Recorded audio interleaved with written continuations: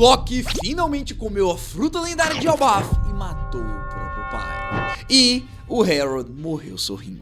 Mas calma, porque antes de chorar com esse capítulo, também tivemos revelações chocantes sobre o Ragnir, o martelo lendário de Elbaf. Por conta disso, o Loki não controla apenas uma fruta mítica, mas sim duas, baseadas na mitologia nórdica. Com isso, ele conseguiu fazer algo que nem mesmo Shanks junto do Gaban conseguiram. Porém, calma que a gente vai explicar tudo isso, porque se de fato esse gigante entrar pro Chapéu de Palha, o equilíbrio de poder do bando vai por água abaixo. Então, já deixa o like, se inscreve e bora falar do capítulo 1170 de One Piece. Pessoal, esse capítulo saiu muito mais cedo do que o previsto, então por isso que esse vídeo acabou atrasando, adiantando entre aspas. Mas vamos voltar exatamente de onde o 1169 parou. O Loki está na sala do tesouro e leva uma marretada na cara. Nesse momento, ele grita: "Um ataque com martelo? Quem tá aí? Quem aí jogou um martelo em mim? Apareça agora, seu desgraçado!" Porém, quando ele olha em volta, não tem ninguém. Só o martelo Ragnir parado no chão. E então, algo bizarro acontece. O martelo começa a se mexer sozinho e o chão começa a fazer um barulho que está prestes a quebrar. O peso do Ragnir é tão grande que faz o piso inteiro colapsar, quase levando o príncipe junto. E é aqui que começamos a descobrir um pouco do que está acontecendo, porque do outro lado o Harold revela a verdade sobre a fruta lendária. Não adianta, Loki, essa fruta, o tesouro nacional, há centenas de anos ninguém a comeu. Ninguém nunca conseguiu comê-la porque o Ragnir nunca reconheceu alguém digno. Com isso, entendemos que o Ragnir não é só um martelo que solta raio, ele é tipo um guardião. Um objeto que, obviamente, tem uma Akuma no Mi que protege a fruta sagrada e que, para um gigante conseguir obtê-la, é necessário ganhar a sua aprovação. Então, diante disso, o Harold conclui dizendo que com os poderes que ele tem agora, possivelmente ele conseguirá passar nessa aprovação. Porém, antes que o rei pudesse avançar, o Shanks e o Gaban acertam um ataque revestido de Haoshoku na perna dele. O Devorador de Montanhas explica que os ferimentos daqueles que possuem essa imortalidade vêm acompanhados da dor correspondente. Se você continuar lançando uma barragem de ataques contra eles, pode até levá-los a um estado de incapacitação momentânea. Basicamente, explicando de uma maneira mais simples e direta, todos aqueles que possuem o Pacto do Mar Profundo ou o Abissal não só se regeneram, como não sentem dor. Porém, quanto mais poderoso o ataque, mais dor a pessoa deveria sentir. Porém, como não é possível, o dano é convertido em fadiga até deixá-los parados por um tempo. Rocks mostrou isso lá em God Valley, ou seja, revestir ataques com o Haki do Rei é a fraqueza dessa galera. Contudo, o Harold não parece ter sofrido muito dano e já se recupera avançando contra a dupla. Diante disso, o Shanks para e pergunta como que o Gaban conhecia a fraqueza dos Cavaleiros Sagrados, e aqui vem um pequeno flashback incrível. O braço esquerdo do antigo rei dos piratas explica que no passado, várias vezes os cavaleiros tentaram enfrentar os piratas Roger, tentando levar o Shanks embora, mas sempre eram derrotados. Aqui aparece um painel mostrando 4 figuras se aproximando dos piratas Roger, e por conta de uma silhueta com chapéu, muita gente na internet já tá dizendo que esse era o Mihawk e que ele sempre tomava uma surra de todo mundo, diminuindo o seu nível. Pessoal, vamos parar de ser imbecil, né? Porque pela linha do tempo, o Mihawk naquela época era apenas uma criança. Afinal, ele é apenas 3, 4 anos mais velho do que o Shanks. É impossível ser ele. Então calma lá, eu sei que vocês querem diminuir o cara e levantar outras pessoas e ter toda aquela discussão sobre Power Scale, mas por favor, respirem e façam a análise cronológica de maneira apropriada. De qualquer forma, o importante é que os Cavaleiros Sagrados tentaram várias vezes recuperar o Shanks quando ele era apenas um bebê e os piratas Rogers sempre derrotaram eles. E é por isso que vimos que o Surge tem tanto medo do Gaban. Ele foi humilhado repetidamente. Agora, voltando para o combate, o Ruivo declara que quer salvar o rei de Elbaf, mas, como eu disse, era um tanto quanto complicado, porque por mais que o Gaban soubesse da fraqueza dos cavaleiros, é a primeira vez que ele enfrenta alguém imortal que também consegue usar o Haki do Rei. Da mesma forma que o Rocks fez quando lutou contra o Roger e o Garp, Harold está se revestindo completamente. E seu Haki não é nem fraco nem iniciante, é do nível do próprio Zebak.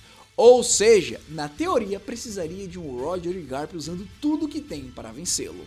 Mas, segundo o Gaban, a única esperança deles era o Loki, o que sinceramente me pegou de surpresa. Mas calma que a gente discute esse paralelo, porque de volta à sala do tesouro, o Loki está brigando com o martelo.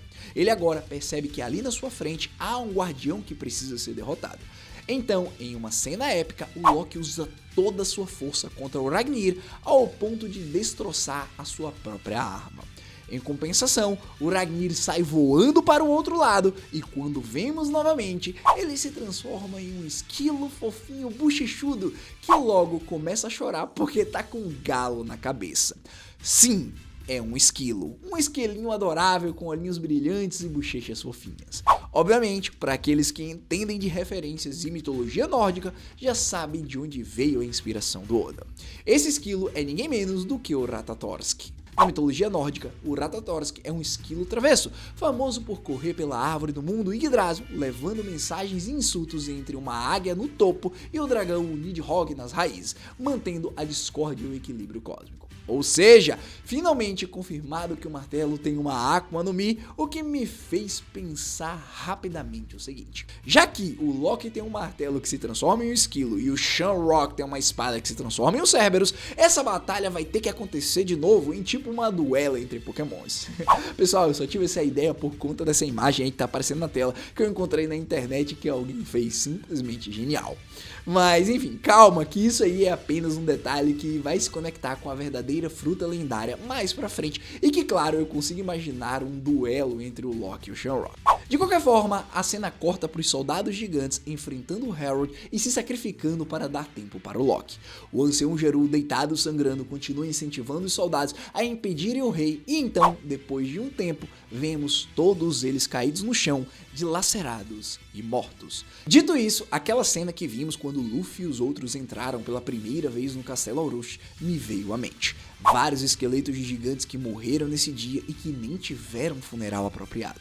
Tudo isso para impedir os planos de Mu que eles nem sabiam quem era. Um sacrifício que com certeza deu esperança para o mundo, porque foi isso que deixou com que o Loki comesse a sua fruta. Agora, voltando para ele, vemos que o Ragnir finalmente o aceita. O esquilinho olha para ele e começa a balançar a cabeça em sinal positivo, permitindo que o Loki abra o baú e coma a fruta que estava lá dentro. Como resultado, os próximos painéis mostram apenas silhuetas negras. O Oda está escondendo a forma Zoa do Loki de propósito. Porém, dá para perceber que a transformação é massiva.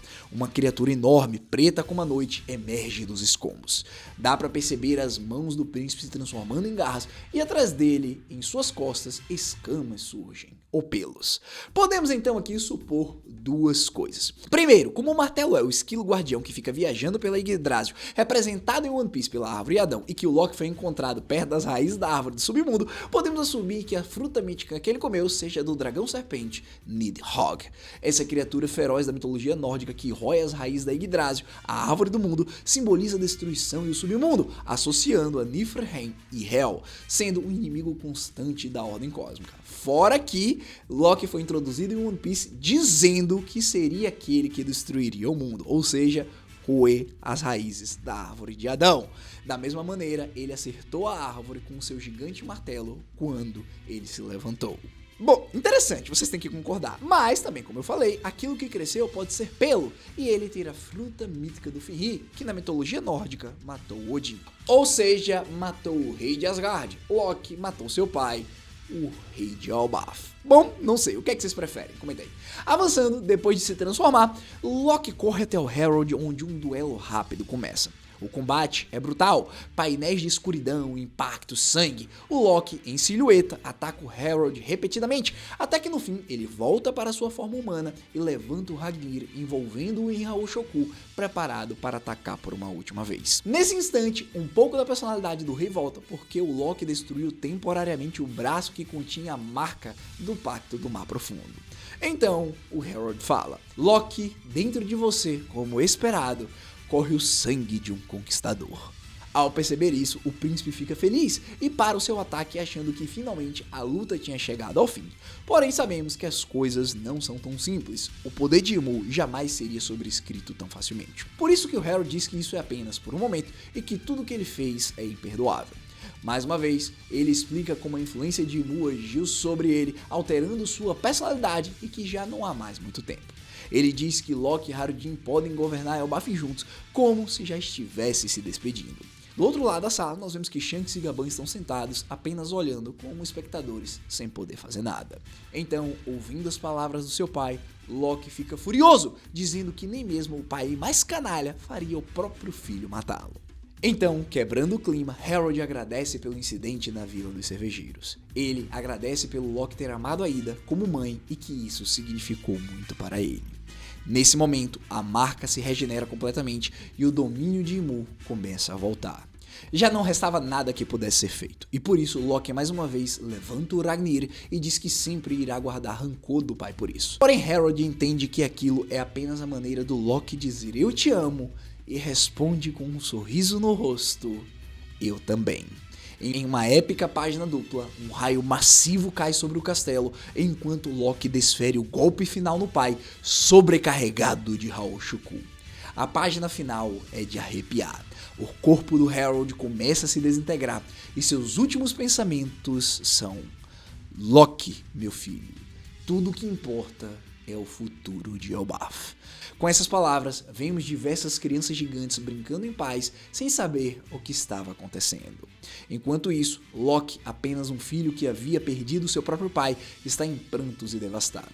Ele mais uma vez tinha perdido alguém importante. Rox, Ida, Harold, todos se foram e o deixaram sozinho. Por isso, ele decidiu que jamais transformaria a imagem do pai em um vilão traidor. Ele preferiu sacrificar a sua própria liberdade e manter a fachada de louco do que manchar as memórias que as pessoas tinham do seu amado pai. Dito isso, o Oda acabou de entregar um dos capítulos mais emocionantes desse arco. Além dessa morte, tivemos a ideia de que o Ragnir é o Ratatorsky, e como eu disse, a fruta do Loki possivelmente pode ser a do Nidhogg.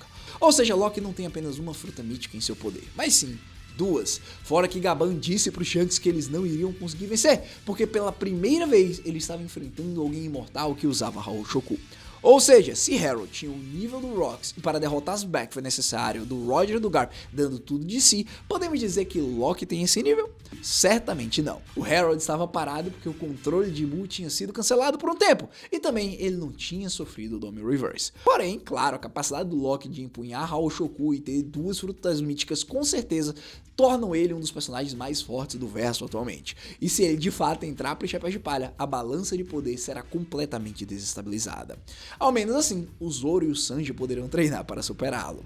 Só que, outra coisa importante, da mesma maneira que o Rox morreu agradecendo Roger e Garp, Harold morreu agradecendo seu próprio filho.